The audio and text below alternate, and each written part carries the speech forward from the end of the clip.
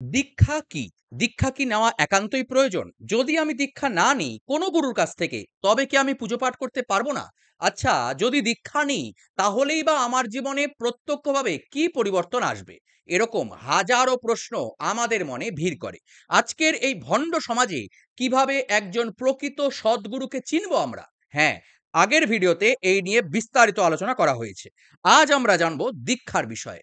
যে একজন গুরুদেব কিভাবে শিষ্যকে দীক্ষা দেন, দীক্ষা দানের প্রণালী কি, ও সর্বোপরি একেবারে সাধারণ দীক্ষা থেকে উচ্চ স্তরের দীক্ষা পর্যন্ত কত প্রকারের দীক্ষা হয়ে থাকে। দীক্ষা, গুরু ও শিষ্য বিষয়ের এটি দ্বিতীয় ভিডিও। আগের ভিডিওতে আমরা জেনেছি একজন প্রকৃত সদ্গুরু কিভাবে চেনা সম্ভব, গুরুর মধ্যে কোন কোন বদগুণ থাকলে অতি সত্বর সেই গুরুকে ত্যাগ করতে হয়।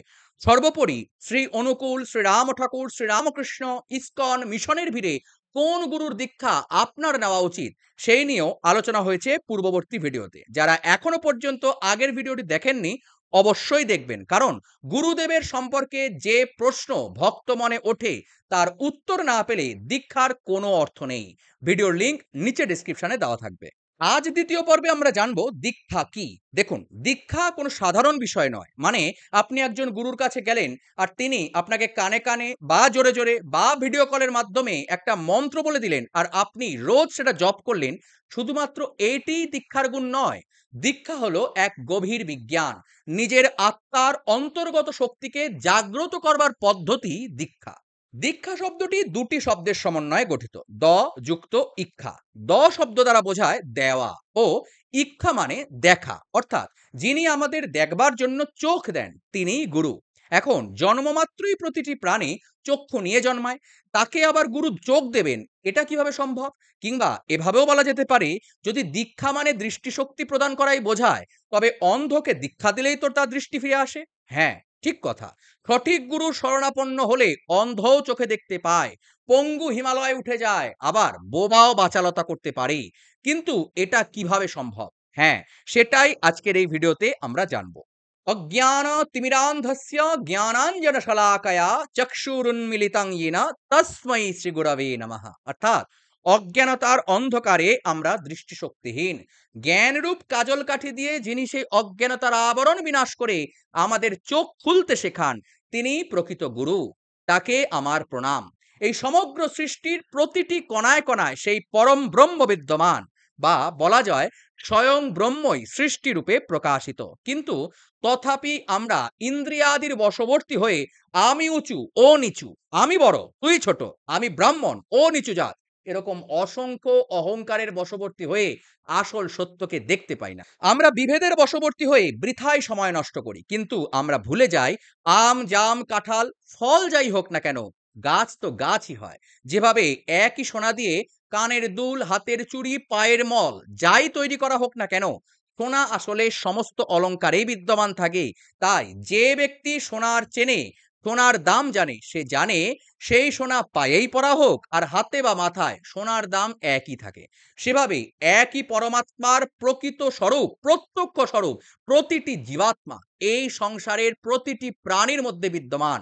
তাকে গরু, ছাগল, মশা, পোকা, টিকটিকি, আরশোলা, মানুষ বা এলিয়েন যাই বলা হোক না কেন, প্রতিটি দেহের মধ্যে জীবাত্মা রূপে সেই পরমাত্মাই রয়েছেন। গীতায় ভগবান বলছেন অহম আত্মা গুড়াকেশ সর্বভূতাশয় স্থিতঃ, অর্থাৎ আমি প্রতিটি জীবের অন্তরে আত্মারূপে বিদ্যমান। তাহলে বিভেদ কোথায়? কিন্তু ভেদ তো আমরা করি। টাকা আর মাটি এক, কথা বলতে পারলেও মানা কি আমাদের পক্ষে সম্ভব হয়? না, সম্ভব হয় না। কিন্তু শ্রীরামকৃষ্ণ তো নিজের জীবনে সেটা মেনে দেখিয়েছেন। কি করে তিনি সেটা পারলেন? আমাদের মনে হয় সকলে কি শ্রীরামকৃষ্ণ হতে পারেন? এটা কি সম্ভব? আমি আর শ্রীরামকৃষ্ণদেব কি এক হলাম? না, এক নয়। তার কারণ শ্রীরামকৃষ্ণ ছিলেন যেমন নিজে প্রকৃত শিষ্য, একইভাবে তার গুরুও ছিলেন একজন প্রকৃত সদ্গুরু। হ্যাঁ, গুরুই আমাদের এই বিভেদের অন্ধকারের বিনাশের পথ দেখান। তিনি আমাদের আসক্তি বিনাশে সাহায্য করেন। জীবনের কামনা বাসনার মতো শত্রু বিনাশের যুদ্ধের মূল সেনাপতি হলেন গুরু। কিন্তু গুরু সেটা করেন কিভাবে? গুরু সেটা করেন দীক্ষার মাধ্যমে। দীক্ষার শত শত প্রকারভেদ থাকলেও প্রধানত ৫টি শ্রেণীতে একে ভাগ করা যেতে পারে। প্রথমত বাক দীক্ষা, দ্বিতীয় স্পর্শ দীক্ষা, তৃতীয় সময় দীক্ষা, চতুর্থ মন দীক্ষা ও পঞ্চম সাম্ভবী দীক্ষা। কিন্তু এত প্রকারভেদ কেন? এক প্রকারভেদ হলেই তো হতো। না, হতো না। শিষ্যের দক্ষতা, প্রবণতা, মানসিক অবস্থা ইত্যাদির উপর ভিত্তি করে বিভিন্ন মানুষের জন্য বিভিন্ন প্রকার দীক্ষার ব্যবস্থা। কেউ বেশি আবেগপ্রবণ, কেউ আবার আবেগহীন, আবার হয়তো কেউ বুদ্ধিমান, কেউ প্রচণ্ড বোকা, কেউ বাহ্যিক কর্মে পরিশ্রমী, কেউ অলস। তাহলে সকলের জন্য একই ব্যবস্থা হলে সবার উন্নতি কখনোই সম্ভব নয়। যেভাবে পঞ্চ পাণ্ডব একই গুরুদ্রোণের শিষ্য হয়েও একজনের এক এক রকম অস্ত্র হয়েছিল। ভীমের হাতে গদা আর অর্জুনের হাতে ধনুক দিয়েছিলেন গুরুদ্রোণ। ভীমের হাতে যদি ধনুক হতো আর অর্জুনের হাতে যদি গদা দেওয়া হতো, তাহলে কখনোই তারা মহারথী হতে পারতেন না। কোন শিষ্য কেমন ও তার গতি কোন দিকে হবে এটা ঠিক করে দেন গুরুই। আর এর সূচনা হয় দীক্ষার প্রথম সিঁড়ি বাক দীক্ষা দিয়ে। গুরুদেব কোনো একটি বিশেষ মন্ত্রকে কিছু বাহ্যিক আচার আচরণের মাধ্যমে শিষ্যকে পালন করতে বলেন। যেমন ধরা যাক কোনো গুরুদেব বললেন, এই একটি মাত্র আসনে বসে পূর্ব দিকে মুখ করে 3 বার তুমি এই মন্ত্রটি এতবার করে জপ করবে। আবার কেউ বলল, তুমি প্রতিদিন এক মুষ্টি করে চাল ও একটি করে কয়েন একটি পাত্রে রেখে জপ করবে। আবার কেউ বলল, এই মালা নিয়ে রাস্তাঘাটে যেতে আসতে তুমি সব সময় জপ করবে। এই জপের প্রথম পদ্ধতি হলো জোরে জোরে জপ, কিন্তু ধীরে ধীরে সেটা এমন পর্যায়ে নিয়ে যেতে হয় যে ঠোঁট বা জিহ্বাও নড়বে না। শুধু মনে মনে সেই বিশেষ মন্ত্রকে একাগ্রচিত্তে আপনি জপ করতে পারবেন। একেই বলে পুনশ্চরণ বা মন্ত্রসিদ্ধি। বহুদিনের অভ্যাসে শিষ্য এই পর্যায়ে যেতে পারে। দীক্ষার দ্বিতীয় পদ্ধতি হলো স্পর্শ দীক্ষা। এক্ষেত্রে গুরুদেব শিষ্যকে স্পর্শের মাধ্যমে নিজের মধ্যে থাকা জাগ্রত শক্তিকে শিষ্যের মধ্যে স্থানান্তর করেন। এই স্পর্শ আলিঙ্গন হতে পারে বা সামান্য একটা কাঠির খোঁচা। যেমন শ্রী শ্রী রামকৃষ্ণ পরমহংসের গুরু তোতাপুরী তাকে একটা শিলাখণ্ডে চেপে ধরার মাধ্যমে দীক্ষা দিয়েছিলেন। কিন্তু এই দীক্ষা শিষ্যকে তখনই দেওয়া সম্ভব যখন শিষ্য এর জন্য উপযুক্ত, নচেত শিষ্যের পক্ষে এই দীক্ষা গ্রহণ করা কখনোই সম্ভব নয়। এরপর আসে সময় দীক্ষা।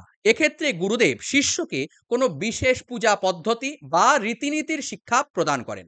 তামা, সোনা বা রূপার বিশেষ পাত্র বা অমুক মৃতদেহের মাথার খুলি বা হাতের হার নিয়ে তাতে দুগ্ধ, হলুদ, চন্দন, কর্পূর, সিন্দুর ইত্যাদি প্রাকৃতিক উপকরণের প্রয়োগ পদ্ধতিকে শেখান গুরুদেব। সারাদিনের মধ্যে বিশেষ কিছু সময় নির্দিষ্ট করে দেন গুরুদেব এবং শিষ্য সেই পদ্ধতিকে প্রতিদিন সেই বিশেষ সময় ফলো করেন। যেমন ব্রাহ্মণের নিত্য ত্রিসন্ধ্যা বা তান্ত্রিক আচারের পঞ্চমুণ্ডির আসনের সাধনা এই সময় দীক্ষার অন্তর্ভুক্ত বলা যায়। চতুর্থ হলো মনোদীক্ষা। শিষ্য যদি অতি উচ্চ আধার হয় তবেই একমাত্র এই দীক্ষা গ্রহণের উপযোগী। এক্ষেত্রে গুরুদেব স্বপ্নাদেশের মাধ্যমেই দীক্ষা প্রদান করেন। শিষ্য নিজের অন্তরেই তাকে অনুভব করেন এবং গুরুদেবকে নিত্যই নিজের অন্তরে ধারণ করতে পারেন।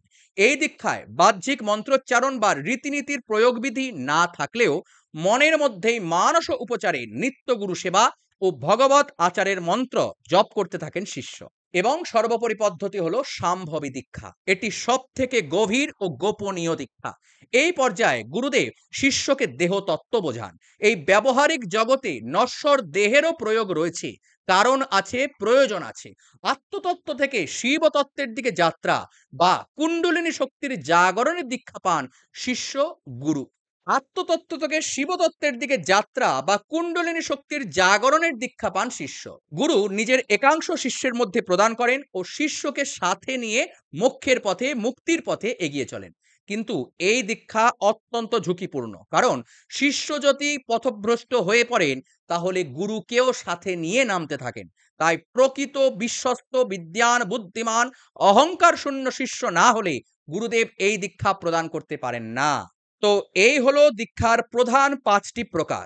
এই 5টি প্রকারের মধ্যেও আবার শত শত প্রকার ভেদ রয়েছে, যা আলোচনা করতে গেলে গোটা বৎসর শেষ হয়ে যাবে। অবশ্যই নিচে কমেন্ট করে জানাবেন আপনার গুরুদেব কোন পদ্ধতিতে আপনাকে দীক্ষা প্রদান করেছেন। আর যদি আপনি এখনো দীক্ষিত না হয়ে থাকেন তবে দীক্ষা নেওয়ার পূর্বে এই সিরিজের প্রথম ভিডিওটি অবশ্যই দেখতে ভুলবেন না।